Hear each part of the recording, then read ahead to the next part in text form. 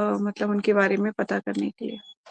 तो वो गए हैं अर्जुन, और कुछ उनको कुछ ऐसे अपशगुन के बारे में हमने जाना कि कौन कौन से अपशगुन होते हैं कि नहीं होते हैं, या हमें पालन करना चाहिए। हमने बहुत कुछ चीज डिस्कस करी इस चैप्टर में, बहुत डीप में जाके, है ना।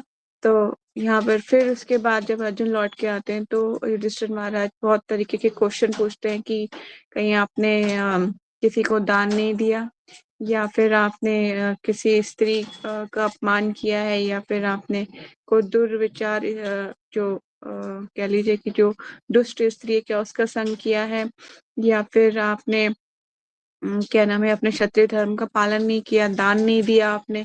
इस तरह से बहुत सारे क्वेश्चंस पूछते हैं, है ना।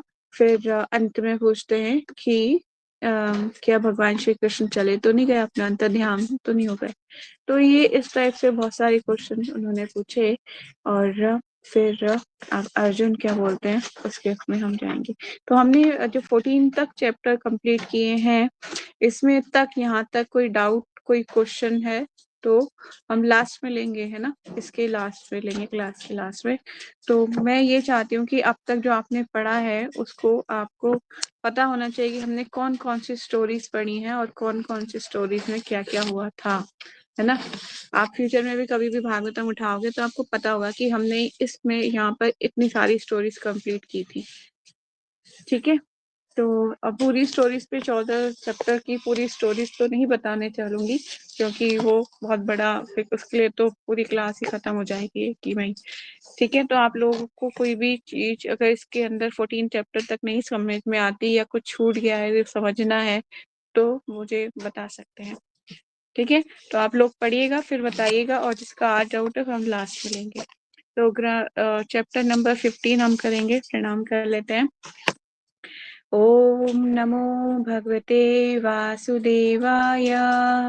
ओम नमो भगवते वासुदेवाय। ओम नमो भगवते वासुदेवाय। नारायणं नमस्कृत्यं नरं चैव नरोत्तमं देवीं सरस्वतीं व्यासं ततो जयमुदीरये। नष्टप्रायेषु भद्रेषु नित्यं भागवतं सेवया भगवती उत्तमं श्लोके भक्तिर्भवती नष्टकी। ग्रंथना श्रीमद् भागवतम की जय। जगत गुरु शीला प्रभुपाद श्रील गुरुदेव की जय। हरे कृष्ण। तो अब यहाँ तक तो अब तक आपको पता चल चुका है कि भगवान श्री कृष्ण अंतर्ध्यान हो चुके हैं। अब यहाँ पे पांडवों की सामयिक निवृत्ति, इसका मतलब होता है कि उन्होंने अब अपना जो जीवन है उससे संन्यास ले लेंगे अब ये लोग, पांचों पांडव। कैसे वो आगे की तरफ पारायण करेंगे, आगे जाएंगे। तो बद्री का आश्रम जिसे बद्रीनाथ धाम बोलते हैं आज भी है, वहां पर एक स्वर्ग द्वार है। स्वर्ग द्वार आप सर्च करोगे ना यूट्यूब पे आपको मिल जाएगा। उस स्वर्ग द्वार से पांचों पांडव स्वर्ग तक गए थे, ऐसा बोला जाता है। आज भी है वो स्थान। तो यह भी यहाँ से गए थे तो सब लोग पैदल पैदल फिर जो है हिमालय की तरफ गए थे। बद्री का आश्रम होते हुए फिर आगे बढ़े थे। फिर बद्री का आश्रम में आप देखोगे वहां पे व्यास गुफा भी है, जहाँ पे व्यास देव ने श्रीमद् भागवतम लिखा था। और गणेश आई थिंक गणेश गुफा है या गणेश द्वार है, जहाँ पे गणेश जी भी बैठे थे और वो भागवतम व्यास जी डिक्टेट करे थे और गणेश जी लिख रहे थे, वो भी स्थान है। और सरस्वती नदी आपको मिलेगी। और मुचुकुंद की कथा नहीं सुनी होगी आपने, उसमें कृष्णा बुक में सुनी थी ना मुचुकुंद की। मुचुकुंद जो भगवान है जिसको मतलब मुचुकुंद जो है थे गुफा में बैठे हुए थे, और जो उन्होंने भस्म कर दिया था, है ना। क्या नाम था उनका, मुचुकुंद को, आई थिंक मुझे नाम याद नहीं आ रहा, एटलीस्ट बताऊंगी बाद में। तो वो मुचुकुंद गुफा है, उसमें पूरी एक स्टोरी है जो 10th कैंटो में आती है। तो इस तरह से बहुत सारी चीजें आपको वहां पे देखने को मिलेंगी, कभी हो तो जरूर जाएगा ना। तो वहाँ अब यहाँ पे उसी कैटेगरीज को जो पांडवों की सामयिक निवृत्ति है देख लेते हैं आगे यहाँ पर क्या हो रहा है स्टोरी में, सूत गोस्वामी शनक आदि ऋषियों को क्या समझा रहे हैं। ठीक है, चलते हैं। सूत उवाच एवं कृष्ण सखम कृष्णो भद्रा यज्ञ विकल्पतः कल्पतः नाना शंक आस्वादम रूपम कृष्ण अश्लेषः कशितः।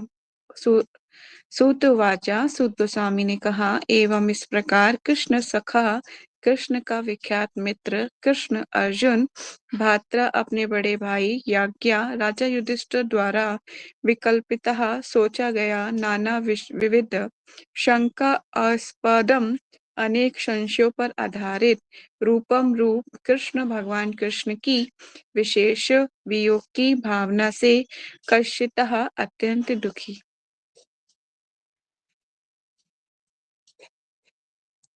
सूत गोस्वामी ने कहा, भगवान श्री कृष्ण का विख्यात मित्र अर्जुन महाराज युधिष्ठिर की शंका शंकित जिज्ञासाओं के अतिरिक्त भी कृष्ण के वियोग की प्रबल अनुभूति के कारण शोक संतप्त था। देखिए, कोई बेस्ट फ्रेंड है ना, भगवान तो सबके ही मित्र हैं, है ना। तो वो अभी अंतर्ध्यान हो गया। और उसमें बहुत कुछ सीखने को भी इसमें भी बहुत पॉइंट है, इसमें हम बहुत चीजें डीप में सीखेंगे। तात्पर्य पढ़ लेते हैं। जगत गुरु श्रील प्रभुपाद जी की जय। अत्यधिक संतप्त होने के कारण अर्जुन का गला रुद्ध सा गया। अतः वे महाराज युधिष्ठिर की विभिन्न शंकित जिज्ञासाओं का ठीक से उत्तर नहीं दे पा रहा था। जब क्या होता है, जब शोक से संतप्त होते हैं हम, या बहुत ज्यादा आपने देखा होगा रोने के कारण कभी कभी आवाज नहीं निकलती है ना, वॉइस नहीं निकल पाती, तो ये वही दशा है जो अभी अर्जुन की हो रही है। तो अभी इसमें नेक्स्ट में भी तात्पर्य नहीं है। जब तक तात्पर्य नहीं आएगा थोड़ा सा फिर बाद में एक्सचेंज करेंगे। अब तक तात्पर्य नहीं है, मैं पढ़ लेती हूँ। ठीक है। हरे कृष्णा। शोकेन शोवदनः हरत सरोजः हतप्रभा विभु विभुं तम् एव अनुस्मरणं न अक्ष्योनोत् प्रतिभाषितुम्। शोकेन विरासे शुक्रतवदन सूक्तमुख हत सरोजः कमल सदृश हृदय हत विहीन प्रभा शारीरिक क्रांति विभुभम प्रारंभ तम भगवान कृष्ण को एव निश्चय ही अनुस्मरण, हम भीतर ही भीतर सोचते हुए ना नहीं अश्योन्योत समर्थ हो सका प्रतिभाषितुम, ठीक से उत्तर देने के लिए। शोक से अर्जुन का मुख तथा कमल सदृश हृदय सूख चुके थे, अतः उसकी शारीरिक क्रांति चली गई थी। अतः भगवान का स्मरण करने पर वह उत्तर में एक शब्द भी न बोल पाया। क्या हो गया है, शोक हो रहा है, और ये स्वाभाविक है। जब भगवान को द्वारका में नहीं पाया अर्जुन ने, तो वो और ये पता चला कि भगवान पारायण कर चुके हैं इस जगह भौतिक संसार से, तो उनकी स्थिति क्या होगी, बहुत ही शोक संतप्त होंगे, स्वाभाविक है ये, है ना। तो क्या हो रहा है, उनका शोक, अर्जुन का मुख तथा कमल सदृश हृदय सूख चुके थे, तो शारीरिक क्रांति चली गई थी। जब हम प्रसन्न होते हैं तो हमारे को शारीरिक क्रांति प्राप्त होती है।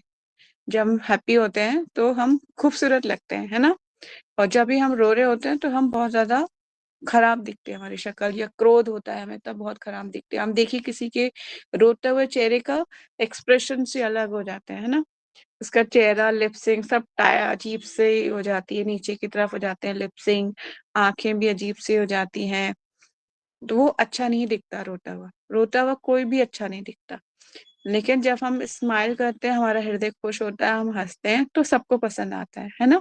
इसलिए बोलते हैं कि हंसा करो, रोया मत करा करो। तो ये एक सिम्टम्स होते हैं, शारीरिक क्रांति से चली जाती है। इसलिए जो भक्त लोग हैं, आप देखोगे ना, एक तेज होता है उनके चेहरे पे।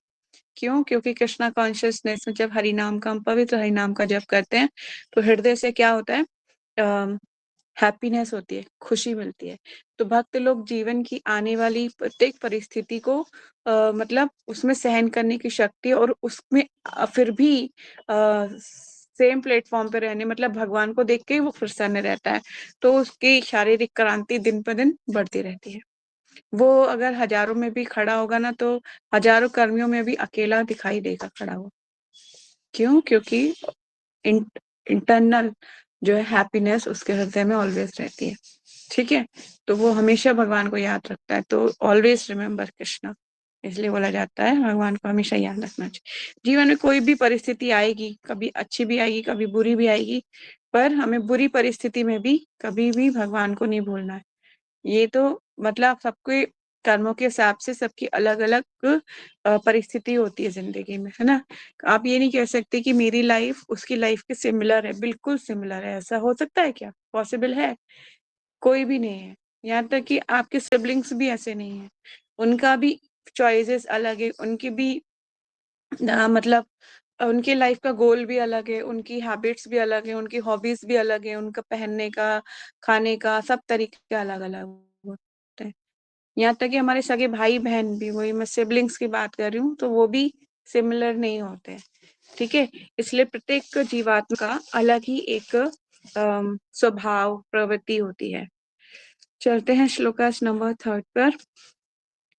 क्रच्छेण सन्तभ्यं शुचः पाणिना मज्ज नेत्रः परुक्षेण समुद्रत प्रणय औकण्ठ्य कातरः।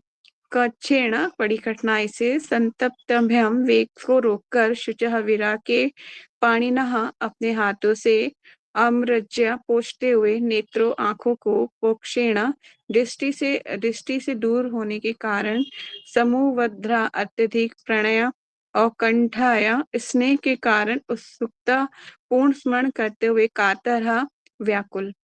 उसने बड़ी कठिनाई से आंखों में भरे हुए शोकाश्रु को रोका। वह अत्यंत दुखी था क्योंकि भगवान कृष्ण उसकी दृष्टि से ओझल थे और वह उनके लिए अधिकाधिक स्नेह का अनुभव कर रहा था। जब हमारे कोई प्रिय चला जाते हैं तो हम क्या करते हैं, उनकी उनकी अच्छी अच्छी बातों को याद करके उनके बारे में शोक करते हैं, है ना। तो ये शोक करने की प्रवृत्ति जो है जीवात्मा की अंदर भी है, वो भी शोक करता है। ठीक है ना, ये प्रवृत्ति है। तो शोक शोक का अश्रु है। नेक्स्ट पढ़ लेते हैं। यहाँ पे थोड़ा सा और मतलब डीप में जाएंगे तो अभी बहुत कुछ डिस्कस भी करेंगे। अर्जुन बहुत बताएंगे कि भगवान ने पहले में बहुत वीर पुरुष था और मैंने कितने महारथी था और मैं धनुधर था और धनुधर के नाम से जाना जाता था अर्जुन।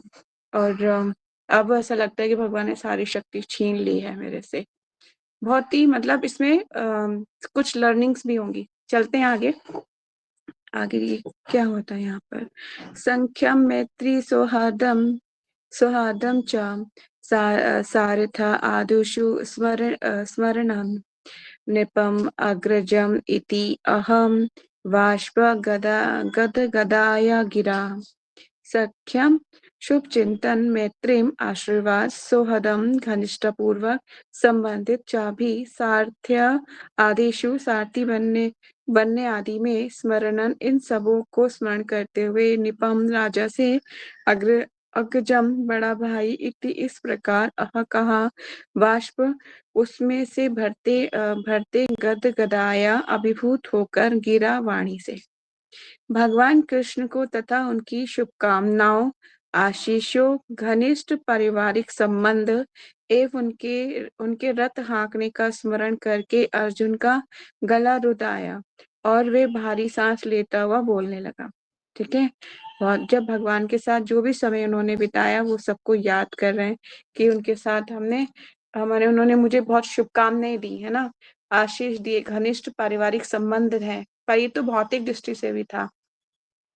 और वो उन्होंने रथ हाँका था अर्जुन का, तो बहुत सारी चीजों को याद कर रहे हैं। फॉर एग्जाम्पल कि अगर आपसे कोई दूर हो जाए आपका प्रिय, तो फिर क्या होता है, हम उसकी सारी बातों को याद करते हैं। वो हमारे साथ खाता था, बैठता था, हम हंसते थे, हम साथ में चैंटिंग करते थे, हम साथ में हर जगह जाते थे, तो सब कुछ याद आएगा आपको, सब कुछ एज इट इज।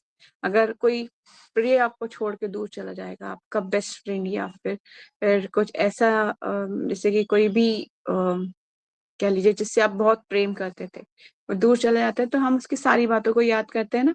इस तरह से अर्जुन भी भगवान को याद कर रहे हैं, ये स्वाभाविक है। तात्पर्य जगत गुरु श्रील प्रभुपाद जी की जय।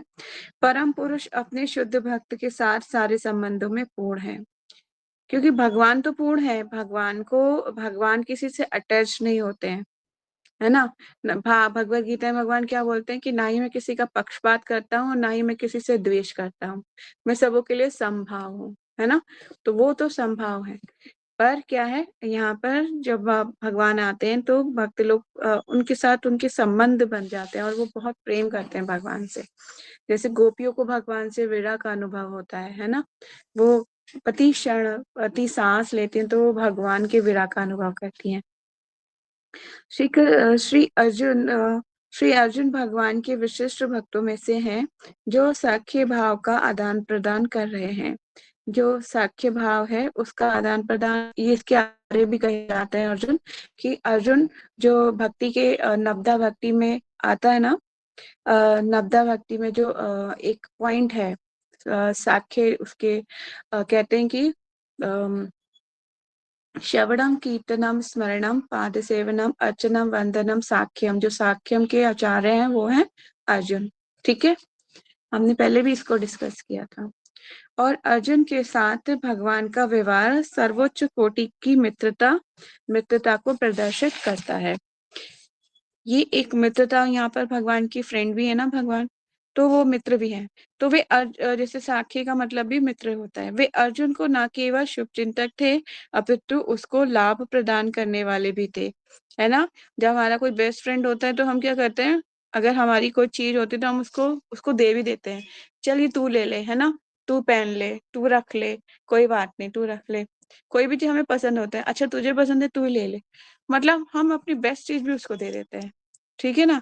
तो वो भगवान उनको मतलब ऐसे अर्जुन को प्रमोट भी कर देते थे, अच्छा ठीक है तुम ऐसे कर लो। कई बार युद्ध में लड़ने के टाइम पे भगवान ने क्या किया था, अर्जुन की बहुत बार सहायता की थी। अर्जुन को लग रहा था कि मैं तो बहुत धनुधर हूँ, पर बताए भगवान सहायता प्रदान कर रहे थे।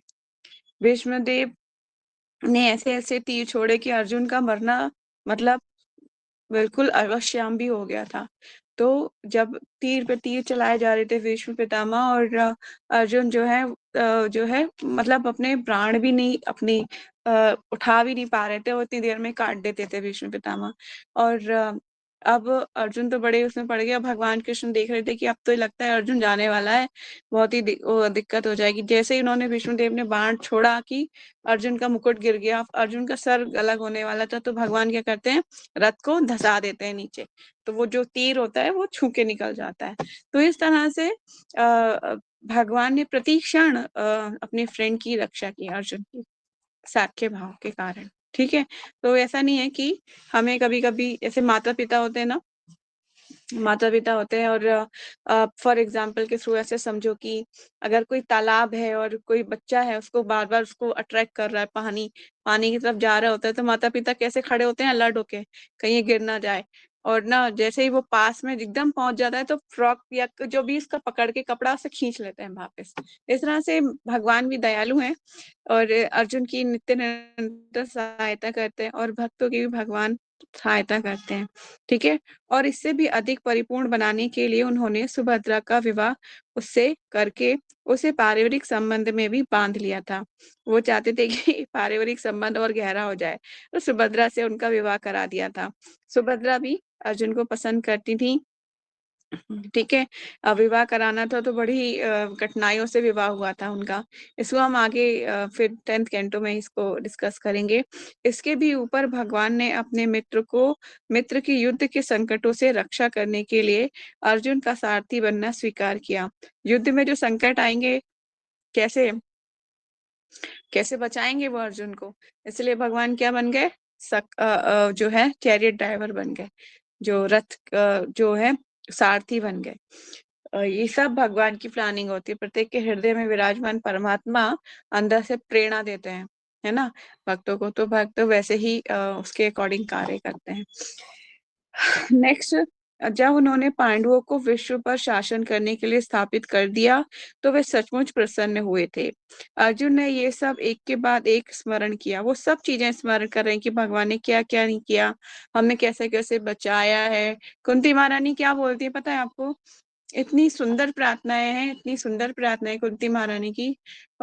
बहुत ही मतलब इंटेंस प्रार्थनाएं करती हैं। वो कहती हैं कि आपने हमें लक्षाग्रह से बचाया और भीषण अग्निकांड से बचाया भगवान। आपने आपने हमें दुष्ट राजाओं की सभा से बचाया, वनवास काल के कष्टों से बचाया, और महारथियों द्वारा लड़े गए जो युद्ध लड़ रहे थे उससे बचाया, और आपने अश्वत्थामा के बाण से, ब्रह्मास्त्र से बचाया।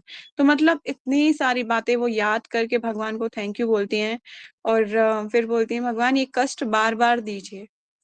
कहती हैं कि ये कष्ट बार बार आने का अर्थ है कि आपका बार बार स्मरण होना, है ना। जब ये कष्ट बार बार आएंगे तभी हम आपका स्मरण कर पाएंगे। और ये बात सच है, जब भी हमारे पास कष्ट आते हैं तो हम भगवान के शरणागत होते हैं और हृदय से प्रार्थना करते हैं, भगवान प्लीज ब्लेस मी, आप मदद करो मेरी, मैं परेशानी में हूँ। ठीक है। तो ये एक के बाद एक अर्जुन भगवान का स्मरण कर रहे हैं। इस तरह ऐसे विचारों से वो अभिभूत हो गया। तो बार बार भगवान का याद कर रहे हैं। अर्जुन उवाचा, जयश्री पढ़ोगे आप? पढ़ पाओगे?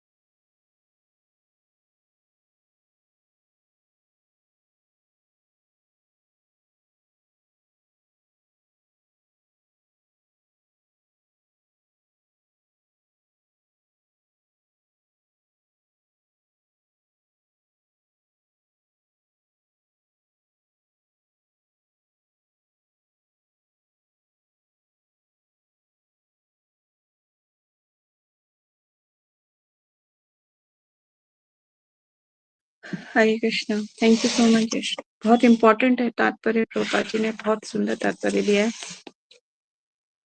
अर्जुन बोल रहे हैं कि किसको बोल रहे हैं? हे राजन, मतलब युधिष्ठिर महाराज को बता रहे हैं क्या हुआ कि मुझे अपना घनिष्ठ मित्र मानने वाले भगवान हरि ने मुझे अकेला छोड़ दिया है। अब मेरा जो प्रबल पराक्रम और जो देवताओं तक को चकित करने वाला था, मुझ में नहीं रह गया। तो कहने का मतलब यह है कि तात्पर्य प्रभुपाद जी बार बार बता रहे हैं। पहले तो ये बोल रहे हैं कि कोई भगवत गीता का दे रहे हैं एग्जाम्पल कि कोई चाहे कितना भी शक्तिशाली या संपत्ति, बल, सौंदर्य, ज्ञान तथा भौतिक मामलों में ऐश्वर्यवान क्यों ना हो, उसे मेरी पूर्ण शक्ति का एक तुच्छ अंश स्वरूप ही समझो। भगवान ने शक्ति दे दी, किसी भी तरीके से आपके पास कुछ ना कुछ ऑपुलेंस है, कोई आप बहुत सुंदर दिखते हो, बहुत टैलेंटेड हो, बहुत सारी ऐसी चीजें हो सकती है जो आपके पास हो, पर क्या है, वो सिर्फ भगवान के द्वारा ही प्रदान की गई है आपको, है ना। जब भगवान अर्जुन से छीन सकते हैं तो आपसे तो छीनना कोई बड़ी चीज नहीं है भगवान के लिए, है ना। तो हमें इसके लिए घमंड नहीं करना चाहिए। तो बता रहे हैं कि अतः कोई भी स्वतंत्र रूप से भगवान से शक्ति प्राप्त किए बिना शक्तिमान नहीं हो सकता। अगर मटेरियल एग्जाम्पल से इसे जोड़ने का हम प्रयास करें तो सिर्फ यही है कि जैसे एक मोबाइल आजकल लोग जो लिए घूमते हैं, अगर उसमें सिम कार्ड नहीं हो, है ना, सिम कार्ड नहीं है, इंटरनेट नहीं है, तो वो यूजलेस लगेगा आपको। लगेगा नहीं लगेगा? इसमें तो कुछ भी नहीं हो रहा है, सिर्फ बात ही हो पा रही है। मैं जो कुछ देखना चाहती हूँ, जो सुनना चाहती हूँ, जो करना चाहती हूँ, हो ही नहीं रहा है आजकल के पॉइंट ऑफ व्यू से। इस तरह से भगवान ने क्या किया, वो शक्ति भगवान के द्वारा ही प्रदान की गई थी और भगवान के कार्यों के लिए ही थी। भगवान ने क्या किया था, अर्जुन को निमित्त बनाया था, है ना। भगवान यहाँ पे तात्पर्य प्रभुपाद जी बोल रहे हैं कि जब भगवान पृथ्वी पर अपने नित्य मुक्त पार्षदों के साथ अवतरित होते हैं तो वे न केवल अपनी दिव्य शक्ति का प्रदर्शन करते हैं, अपितु वे अपने पार्षदों को अपना अवतारी संदेश पूरा करने के लिए आवश्यक आवश्यक शक्ति प्रदान करते हैं। शक्ति कहाँ से आ रही है? भगवान से ही आ रही है। भगवद गीता 4.5 का भी रेफरेंस दे रहे हैं प्रभुपाद जी की भगवान तथा उनके नित्य पार्षद पृथ्वी पर अनेक बार अवतरित होते हैं, किंतु जहाँ भगवान सभी विभिन्न अवतारों की भूमिका का स्मरण रखते हैं, वहीं पार्षद उनकी परम इच्छा से उन्हें भूल जाते हैं। इसी प्रकार जब भगवान इस धरा से अंतर्ध्यान होते हैं, तब सारे पार्षदों को अपने साथ ले जाते हैं। तो अब ये जो जैसे भगवान कोई राजा आता है तो उसके साथ साथ उसकी प्रजा भी आती है कि नहीं आती है? आती है ना। इस तरह से भगवान जब अवतरित होते हैं तो अपने साथ साथ अपने पार्षद, साज सामग्री सब कुछ लेके आते हैं, और जब भगवान चले गए तो फिर उनकी उनकी जरूरत ही नहीं रह गई। वो भी अब उनके पारायण का टाइम हो चुका है पांडवों के, तो वही इसको कंटिन्यू कर रहे हैं प्रभुपाद जी तात्पर्य को। तो अब ये जो पैराग्राफ है ये बहुत इंपॉर्टेंट है जो मैं पढ़ने वाली हूँ, उसको आप हाईलाइट कर लीजिएगा। भगवान ने अर्जुन को जो पराक्रम तथा शक्ति प्रदान की थी वे भगवान के उद्देश्य की पूर्ति के लिए थी, किंतु जब ये उद्देश्य पूरा हो गया तो अर्जुन से आपातकालीन शक्तियां वापस ले ली गईं, क्योंकि स्वर्ग के निवासियों को भी चकित करने वाली अर्जुन की इस प्रबल शक्तियों की और आगे आवश्यकता नहीं रह गई थी। जो ऊपर क्वेश्चन आ रहा है कि भगवान ने सारी शक्तियां क्यों वापस कैसे ले ली साहब, तो उसका आंसर तात्पर्य प्रभुपाद जी दे रहे हैं कि इसलिए ले ली थी क्योंकि अब और उसकी आवश्यकता नहीं रह गई। ठीक है ना। अब जो है माता पिता अपने बच्चे को कुछ शक्ति प्रदान करते हैं, फॉर एग्जाम्पल कि कुछ पैसे दे दिए। अब कुछ पैसे दिए हैं तो देने से पहले वो पूछते हैं करोगे क्या, इसका क्या करोगे, कहाँ यूज करोगे। बच्चा बताता है कि हाँ इसके लिए यूज करूंगा। ठीक है, उसके लिए यूज करा, काम खत्म हो गया, और कहते हैं वापिस पैसे बाकी दो। बोलते हैं कि नहीं बोलते हैं, ताकि उसका आगे मिसयूज ना हो। अब रिक्वायरमेंट खत्म हो गई, जो रिक्वायरमेंट थी वो फुलफिल हो गई, उसके बाद जो एक्सेस जो है उसको वापस करो। तो इस तरह से भगवान भी ऐसे ही है। अगर कुछ चीज दी जाती है आपको तो उसको भगवान की सेवा में ही लगाना चाहिए। यहाँ पे नीचे के तात्पर्य में अभी में पढ़ते हैं हम। तात्पर्य में आगे की जो आपको हाईलाइट करना है वो ये है कि अतएव इससे हमें ये शिक्षा मिलती है कि भगवान से प्राप्त हुई शक्ति पर किसी को अभिमान नहीं करना चाहिए, अपितु विज्ञ मनुष्य को भगवान के प्रति ऐसे वरदान के लिए कृतज्ञ होना चाहिए और ऐसी शक्ति का उपयोग भगवान की सेवा के लिए करना चाहिए। भगवान ऐसी शक्ति को कभी भी वापस ले सकते हैं, अतः ऐसी शक्ति तथा ऐश्वर्य का सदुपयोग यह है कि उन्हें भगवान की सेवा में लगाया जाए। आप जो शक्तियां हैं, भगवान शक्ति का मतलब किस चीज के एंगल से लेंगे कि अगर भगवान ने आपको कोई धन प्रदान किया है ना, या कुछ टैलेंट प्रदान किया है, तो उसको क्या कीजिए, आप भगवान की सेवा में लगाइए। अगर आप ऐसा नहीं करोगे तो क्या होगा, उसको वापस ले ली जाएगी। ठीक है। यहाँ तक कि हमारी वाक शक्ति भी क्यों ना है, हमारी देखने की शक्ति क्यों नहीं है, हमारी हियरिंग शक्ति क्यों नहीं है, ये जितनी भी शक्तियां हैं हमारे पास, ये शक्तियां ही तो है, ये भी एक तरीके की ये भी पावर्स हैं। अगर ये पावर्स को भी आप भगवान की सेवा में नहीं लगाओगे, कानों को भगवान का कीर्तन सुनने में नहीं लगाओगे, लेक्चर हियरिंग में नहीं लगाओगे, आंखों को श्री विग्रह के दर्शन में नहीं लगाओगे, है ना, और आपके पास धन है, ऐश्वर्य है, उसको भगवान की सेवा में नहीं लगाओगे, तो क्या होगा, एक टाइम के बाद ये सब छीन लिया जाएगा। आपने देखा होगा कि जब जैसे जैसे एज बढ़ती है, हमारी ये जो शक्तियां कम होती रहती है, क्योंकि क्या है, अब हमने इनको भगवान की सेवा में नहीं लगाया। कुछ मैं देखती हूँ कि भागवत भक्त जो हैं, वो आज भी मतलब प्रॉपर से देख पाते हैं, सुन पाते हैं, कर पाते हैं। कैसे, भी वो शक्ति भगवान की सेवा में लगाई है। ठीक है ना। तो इस वेरी इंपॉर्टेंट कि हमें हमारे पास जो भी शक्तियां हैं भगवान की सेवा में लगाई जाए। श्लोका नंबर 6 पढ़ लेते हैं। यस्येन श्रवण वियोगेन लोक लोका ह्य प्रियदर्शनः उत्थेन रहितो येष मृतकः प्रोचिते यथा। यस्य जिसके क्षण एक क्षण वियोगे न वियोग से लोक सारे ब्रह्मांड ही निश्चय ही अप्रिय दर्शना प्रत्येक वस्तु प्रतिकूल लगती है। उपथे न जीवन से वत्ते न जीवन से रहित विहीन ही निश्चय ही ऐसा ये सारे शरीर मृतक शव प्रोचते कहे जाते हैं, यथा जिस तरह। मैंने अभी अभी उन्हें खोया है, मतलब ये सेंटेंस जब बोला होगा तो वो कितने रो रहे होंगे, आप सोच सकते हो उस चीज को, है ना। जो साथ साथ खाते थे, साथ साथ थे एक क्षण, तो उनकी ये सेंटेंस बोलते हुए गला कैसे रो रहा होगा, मतलब रो रहे होंगे, अश्रु आ रहे होंगे। मैंने अभी अभी उन्हें खोया है जिनके क्षण मात्र वियोग से सारे ब्रह्मांड प्रतिकूल तथा शून्य हो जाएंगे, इस जिस तरह प्राण के बिना शरीर। ठीक है। भगवान के वियोग बहुत असहनीय है। तात्पर्य, जगत गुरु श्री प्रभुपाद जी, वास्तव में जीव के वास कर अन्य कोई प्रिय नहीं होता। बहुत लाइन है, हाईलाइट कर इसको। भगवान अपना विस्तार अपने असंख्य अंशों द्वारा स्वांश तथा विभांशों रूपों में करते हैं। परमात्मा भगवान का स्वांश है, जबकि सारे जीव विभांश हैं। इसका मतलब ये है कि जो भगवान है ना, वे अपना विस्तार अनंत अंशों द्वारा स्वांश, स्वांश का मतलब होता है खुद के अंश, ठीक है, और विभांश मतलब बहुत तरीके के विभिन्न टाइप के अंश। परमात्मा रूप का, जो परमात्मा रूप में भगवान स्वयं आए थे, तो वो स्वांश थे, मतलब खुद का अंश थे, भगवान स्वयं थे, है ना, परिपूर्ण। जब जीव विभांश है, जिस प्रकार भौतिक शरीर में जीव महत्वपूर्ण तत्व होता है, क्योंकि जीव के बिना शरीर का कोई मूल्य नहीं होता, उसी परमात्मा के बिना जीव की कोई पूर्व स्थिति नहीं है।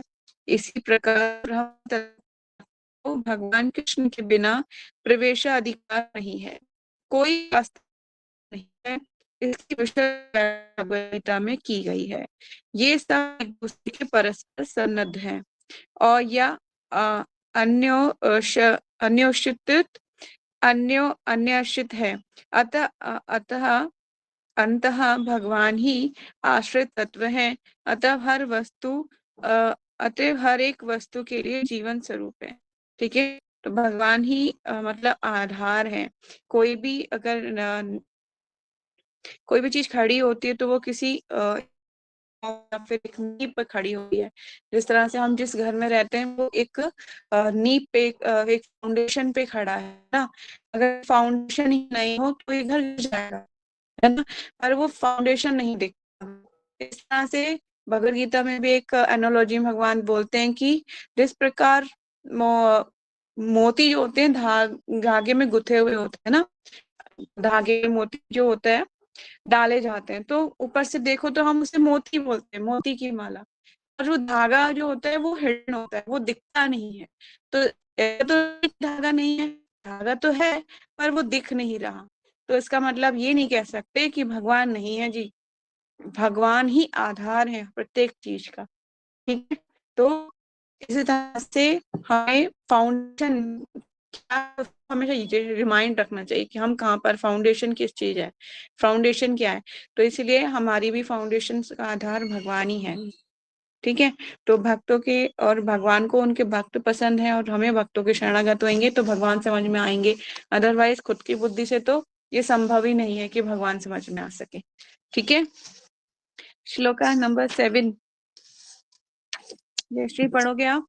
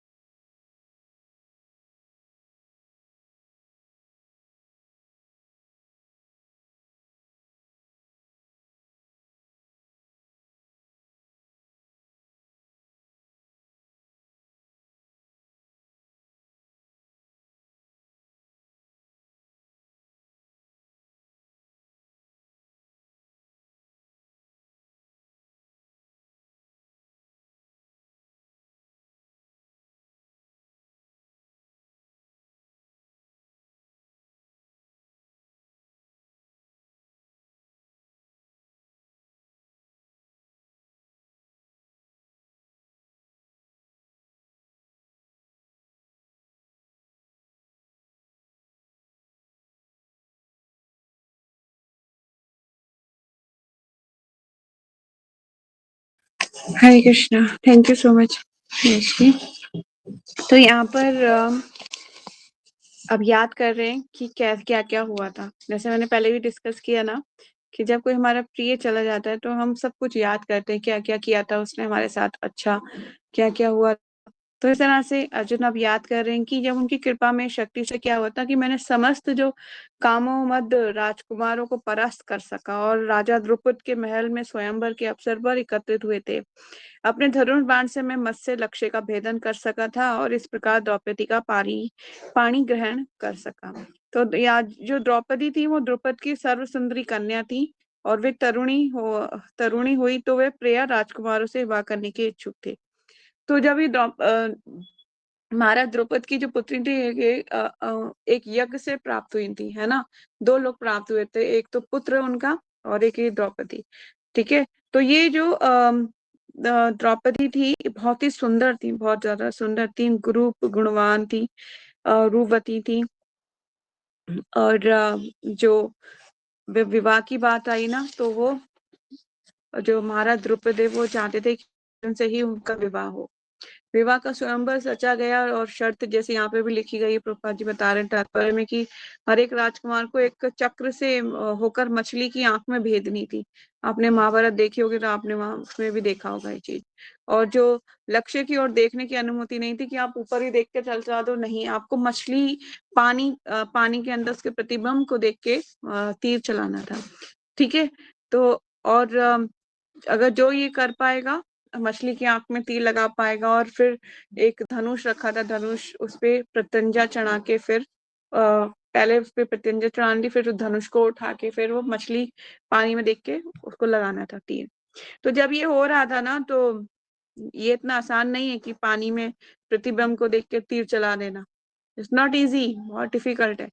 पानी में हर क्षण क्या होता रहता है, एक मूवमेंट होती रहती है, रुकता नहीं है ना, मूवमेंट होती रहती है। पात्र बड़ा था, पात्र था, ये नहीं कि कोई छोटा सा पात्र था, बड़ा पात्र था। और बड़े पात्र में लहरें, वो मतलब कि पानी में जो विंग्स उठती हैं तो वो सब उठती हैं। लेकिन भगवान श्री कृष्ण की इच्छा थी तो भगवान ने क्या किया, उनको पानी को प्लेन कर दिया, एकदम सिंपल। तो फिर जैसे ही अर्जुन ने भगवान का स्मरण करा और देखा नीचे, तो पानी बिल्कुल ऐसा लग रहा था कि प्रतिबिंब, एकदम रिफ्लेक्शन। तो अर्जुन ने तीर चलाया तो सीधा मछली की आंख में लगा। तो कहने का मतलब ये जो यहाँ स्मरण कर रहे हैं जिस घटना को, उसके लिए भगवान ने ही उनको शक्ति प्रदान की थी। बार बार वो स्मरण कर रहे हैं उन्हीं शक्तियों का जो भगवान के द्वारा उनको प्रदान की गई थी। तो थोड़ा सा पढ़ लेते हैं कि महाराज द्रुपद ये भली भांति जानते थे कि ये कार्य केवल अर्जुन या फिर कर्ण ही सफलतापूर्वक संपन्न कर सकते हैं। फिर भी वे अर्जुन को ही अपनी पुत्री सौंपना चाहते थे। जब उस राज दरबार में द्रौपदी के भाई दुष्टद्युम्न ने सभी राजकुमारों से अपनी युवा बहन का परिचय कराया, तो वे उस समय कर्ण भी उपस्थित था। लेकिन द्रौपदी ने अत्यंत चतुरता पूर्वक, मतलब बहुत चालाकी से, अर्जुन के प्रतिद्वंदी कर्ण को हटाने के लिए अपने भाई से इच्छा व्यक्त की कि वे केवल क्षत्रिय राजकुमारों से ही विवाह स्वीकार करेंगी। वैश्य तथा शूद्र क्षत्रियों की तुलना में कम महत्वपूर्ण होते हैं। कर्ण को एक शूद्र बड़ई के पुत्र के रूप में जाना जाता था, क्योंकि कुंती महारानी ने उन्हें क्या किया था, सूर्य पुत्र थे ना, तो उन्हें पानी में बहा दिया था। तो एक बड़ई ने उन्हें उठा लिया था, तो उन्होंने उनका पालन पोषण किया था, तो उन्हें सूत पुत्र बोला जाता था, है ना, सूत पुत्र। तो उन्होंने सूत पुत्र कह के उनको अस्वीकार कर दिया। जैसे ही वो कि मैं ये जो है मेरे स्वयंवर में पार्टिसिपेट नहीं कर सकते। आए तो थे वो भी, कर्ण भी, किसके साथ, दुर्योधन के साथ। दुर्योधन एंड पार्टी ने भी खूब प्रयास करा था ये काम करने का, पर वो नहीं, वो भी असफल हो गए। तो फिर कर्ण उठा। जैसे ही कर्ण उठा तो सूत पुत्र कह के द्रौपदी बोलती कि मैं इससे विवाह नहीं करूंगी, किसी सूत पुत्र से। तो वो गुस्से में लाल पीला हो जाता है, वो बैठ जाता है। अब पांचों पांडव जो थे ये जो है वनवास काल में थे, लेकिन ब्राह्मणों के वेश में थे।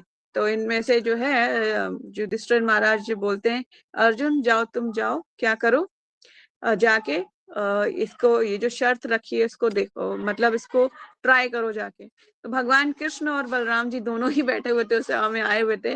और भैया जो है बलदाओ कहते थे भगवान श्री कृष्ण बलराम जी को, देखो बलदाओ, ये तो ब्राह्मण जो है ना, लग तो ये ब्राह्मण रहे पर ये है क्षत्रिय। इनके आपने हाथ देखे इनके, क्योंकि जब भी कोई क्षत्रिय होता है ना, तो धनुष बाण जो है कैरी करते हैं, तो उनके निशान होते हैं उनके हाथों पे, और जो है कंधे पे, और धनुष चढ़ाने के जो निशान होते हैं, तो वो उनके थे। तो वो देखने में तो ब्राह्मण के वेश में थे, और लेकिन वो थे क्षत्रिय। पांचों पांडव आए थे हवा में। तो लेकिन भगवान कृष्ण पहचान गए थे, बाकी के लोगों ने नहीं पहचाना। दुर्योधन पार्टी भी नहीं पहचान पाई। लेकिन जब अर्जुन ने क्या किया, वो शर्त को पूरा कर दिया और जो द्रौपदी के स्वयंवर की जो शर्त थी उसको फुलफिल किया। तो उसके बाद क्या होता है, फिर वो जीत जाते हैं तो वरमाला जो होती है वो उनको गले में पहना देती हैं अर्जुन के। तब झगड़ा शुरू हो जाता है उस टाइम पे। तब भगवान जो है उसको वहां पर उस झगड़े को सॉल्व आउट करते हैं कि देखो भाई, अब तो विवाह हो गया, आप कुछ नहीं कर सकते इस चीज में। तो ये सब भगवान की कृपा से होता है। फिर उसके बाद कुंती महारानी के पास जाते हैं द्रौपदी को लेके, वहां जो भाई अर्जुन स्वयंवर हो गया, जाते हैं लेके कि माता देखिए, हम जो है आपको एक बहुत सुंदर किसी से मिलवाना चाहते हैं, बहुत अच्छी चीज दिखाना चाहते हैं। बोला कि बहुत अच्छी चीज दिखाना चाहते हैं आपको, हाँ माता आप देखिए। तो वो बोलती हैं कि क्योंकि बचपन से ही उन्होंने पांचों भाइयों को बोला था कि बांट के खाओ, एक होता है ना मॉरल सिखाना, एक एडिकेट सिखाना। तो उन्होंने सिखाया था कि पांचों भाई बांट के खा लो।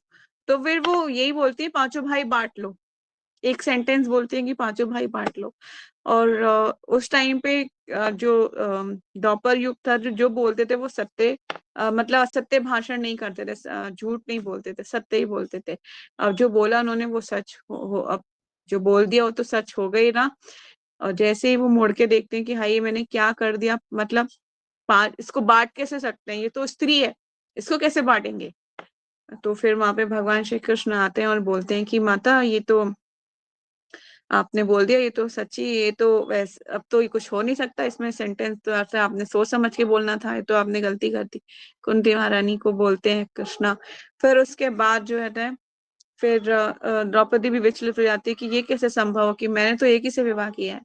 तो उन्हें उनका पिछले वरदान याद दिलाते हैं कि आपने भगवान शिव की तपस्या की थी, तो आपने बोला था जो सबसे ज्यादा बलशाली हो, जो सबसे ज्यादा सुंदर हो, और जो सबसे ज्यादा मतलब बलशाली में तो भीम है ना, सबसे ज्यादा बुद्धिमान तो युधिष्ठिर महाराज, सबसे ज्यादा धनुधर हो, और ये हो वो हो, सुंदर अश्वनी कुमार, मतलब जैसे कि नकुल और सहदेव अश्वनी कुमारों से आए तो सबसे सुंदर। इस तरह से उन्होंने 5 वरदान, मतलब 5 वरदान समझ ली, 5 चीजें मांगी थी एक ही पुरुष में। तो जैसे उन्होंने बोला कि जो सबसे ज्यादा बुद्धिमान हो, तो तथास्तु, शिव जी बोले तथास्तु। फिर दूसरी बोला कि सबसे ज्यादा धनुधर हो, तथास्तु। ऐसे 5 बार तथास्तु बोला, तो 5 5 उन्होंने बोला कि अब तो तुम्हें 5 ही पतियों की प्राप्ति होगी। तो इस तरह से उनको इस जन्म में फिर उनको 5, ये जो 5 पांडव थे अलग अलग, 5 वरदान उनके यहाँ फुलफिल किए भगवान।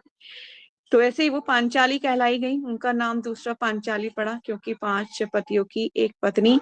लेकिन सबसे इम्पोर्टेंट बात है कि 5 पतियों की एक पत्नी होने के बाद भी वो पतिव्रता स्त्री थी, और अपने पतियों को कैसे खुश करके रखना है वो भी जानती थी, और बहुत ही स्मार्ट चतुर थी, है ना, कैसे होना चाहिए। पतिव्रता धर्म की शिक्षा उनसे लेने के लिए स्वयं भगवान श्री कृष्ण की, जैसे हमने कल पढ़ा था तात्पर्य में, सत्यभामा खुद गई थी हमसे पतिव्रता धर्म का शिक्षा लेने के लिए कि आप 5 पतियों कैसे खुशी रखती हैं। तो भगवान श्री कृष्ण की जो है 8 पत्नियां और उनके बाद 16,000 रानियां स्वयं बैठ के सुनती हैं पतिव्रता धर्म की व्याख्या इसके ऊपर। बहुत ही मतलब इंटेलिजेंट और बहुत ही समझदार थी ये। तो यहाँ पर इसको कंक्लूड कर दिया प्रभुपाद जी ने। आगे बोल रहे हैं कि किंतु भगवान श्री कृष्ण की कृपा से अर्जुन राजकुमारों के इस युद्ध में सफल हुआ और उसे द्रौपदी अथवा कृष्णा का हाथ प्राप्त हुआ। अर्जुन जिन भगवान की शक्ति की से इतनी शक्तिशाली था, इतना शक्तिशाली था कि उन्हीं की अनुपस्थिति में इस घटना का स्मरण करके वे शोक संतप्त था। याद कर रहे हैं बार बार कि ये था भगवान के साथ, ये हुआ था, हमने ऐसे किया था, भगवान ने इतनी हेल्प की थी, ऐसी प्रत्येक घटना को वो याद करेंगे। तो आज हम इतना ही पढ़ेंगे। अगर कोई क्वेश्चन है तो प्लीज आस्क। हरे कृष्ण।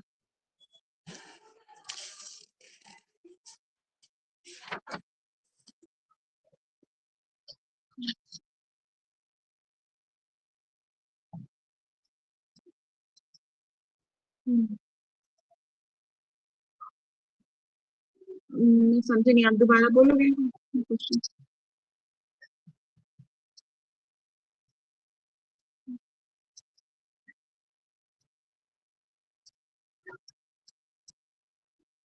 हाँ, ये भारत तो मतलब सब जगह है, गोलोक वृंदावन में भी क्यों नहीं है, हर जगह है, क्योंकि भगवान जरा सी देर के लिए भी विछड़ जाते हैं तो होता है।